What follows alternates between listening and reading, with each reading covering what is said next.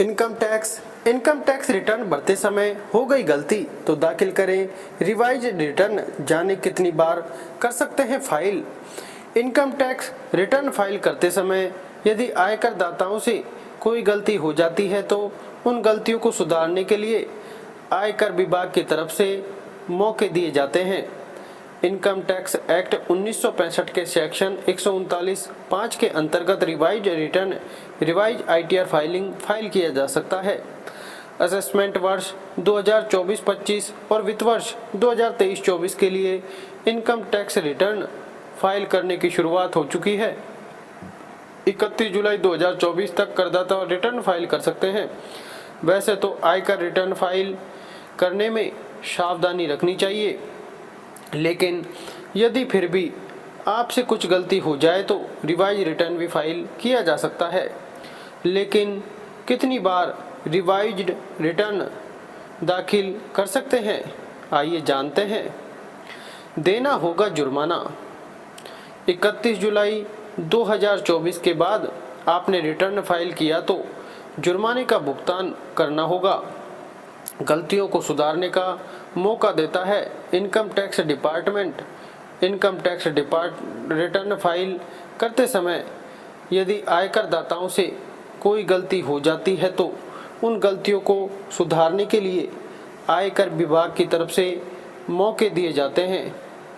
Income tax act 1965 के section 139(5) के अंतर्गत रिवाइज्ड रिटर्न फाइल किया जा सकता है। कितने मिलते हैं मौके। समय सीमा के अंदर कितनी भी बार रिवाइज रिटर्न फाइल किया जा सकता है, इसकी कोई सीमा नहीं है। लेकिन जब भी आप रिवाइज रिटर्न फाइल करते हैं तो उस समय सारी जानकारियां फिर भरनी होती है। इसके साथ ही सभी जानकारियों को वेरीफाई भी करना होता है। यदि आपने रिवाइज रिटर्न फाइल किया और जानकारियों को वेरीफाई नहीं किया तो ऐसे में आपके रिटर्न को आयकर विभाग द्वारा स्वीकार नहीं किया जाएगा।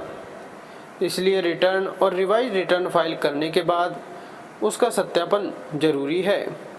घर बैठे फाइल कर सकते हैं रिवाइज रिटर्न। जाने प्रक्रिया। सबसे पहले आयकर विभाग की ई फाइलिंग वेबसाइट www.incometaxindia-e-filing-government.in होम पर जाएं। अब आपको अपनी जरूरी जानकारियां जैसे पैन कार्ड की डिटेल्स, पासवर्ड, कैप्चा कोड आदि मांगी गई जानकारियां दर्ज करनी है। जानकारियां दर्ज करने के बाद ई फाइल के विकल्प में से आपको आयकर विभाग के रिटर्न पर क्लिक करना होगा। जैसे ही लिंक पर क्लिक करेंगे वैसे ही आपके सामने एक नया पेज खुलेगा। इसमें आपने पैन कार्ड की डिटेल होगी। अब आपको आईटीआर फॉर्म का टाइप और असेसमेंट ईयर का चुनाव करना होगा। अब आपके सामने विकल्पों में ओरिजिनल या रिवाइज रिटर्न लिखा हुआ आएगा, जिसमें से रिवाइज रिटर्न के विकल्प पर क्लिक करें। प्रिपेयर एंड सबमिट ऑनलाइन के बटन पर क्लिक करें।